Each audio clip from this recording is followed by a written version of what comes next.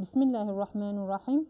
Açık olsun, gizli olsun. Çirkin işlere, fuhuşa yaklaşmayın. En'am suresi 151. ayet.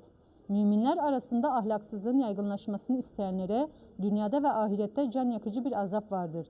Nur suresi 19. ayet.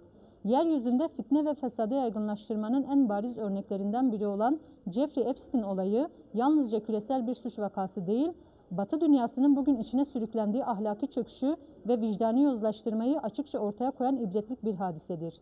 Küresel Siyonizmin ifsat şebekesi, Mossad ile bağlantılı çocuk istismarcısı Epstein dosyasındaki 6 milyon belgeden 3 milyonu açıklandı. Belgeler, küresel siyasetin, iş dünyasının ve bürokrasinin sapkın bir pedofili şebekesi yoluyla nasıl dizayn edildiğini bize bütün detaylarıyla göstermektedir.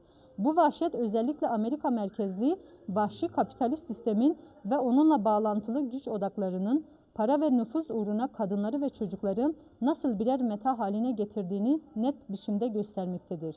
Kadınlara ve çocuklara yönelik istismar, cinsel şiddet ve insan onurunu ayaklar altına alan bu ağır suçlarda dahli olan herkesin en ağır şekilde cezalandırılması gerekmektedir.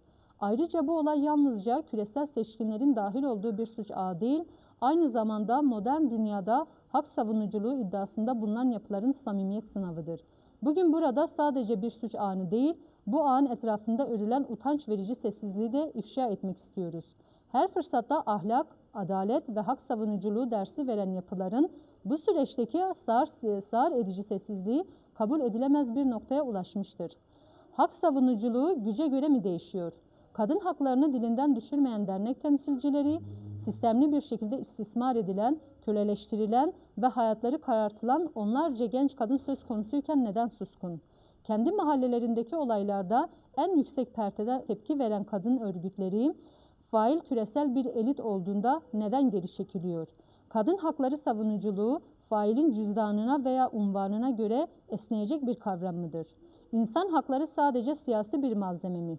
Yeryüzünün her köşesinde insan onurundan bahseden uluslararası dernekler, çocuk ticareti, işkence ve hürriyeti tahdit suçlarının merkezindeki bu dosya karşısında neden sınıfta kalmıştır?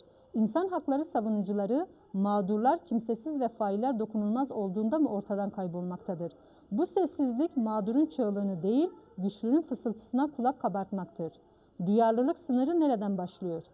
Hayvan hakları ve çevre konusunda en küçük ihlalde dahi toplumsal seferberlik başlatanların bu derece büyük bir insani yıkım karşısında tek bir cümle kurmaması trajikomiktir. Dünyayı ve canlıyı koruma iddiası insanın en savunmaz hali olan çocukluğunu korumayı kapsamıyor mu? Hayvan hakları için dünyayı ayağa kaldıranların çocuk ticareti ve istismarı karşısındaki bu ataleti, samimiyetlerini kökten sarsmaktadır. Sonuç olarak bu zulme sessiz kalan kurumları, çifte standart uygulayan yapıları ve güçlüğe karşı körleşen adalet anlayışını kınıyoruz. Bizler adalet anlayışının sınıfsal bir imtiyaza dönüşmesine izin vermeyeceğiz. Hak savunuculuğunu bir vitrin süsü olarak kullanan kurumları gerçek bir yüzleşmeye ve dürüstlüğe davet ediyoruz. Adalet sadece zayıflar için değil, herkes içindir.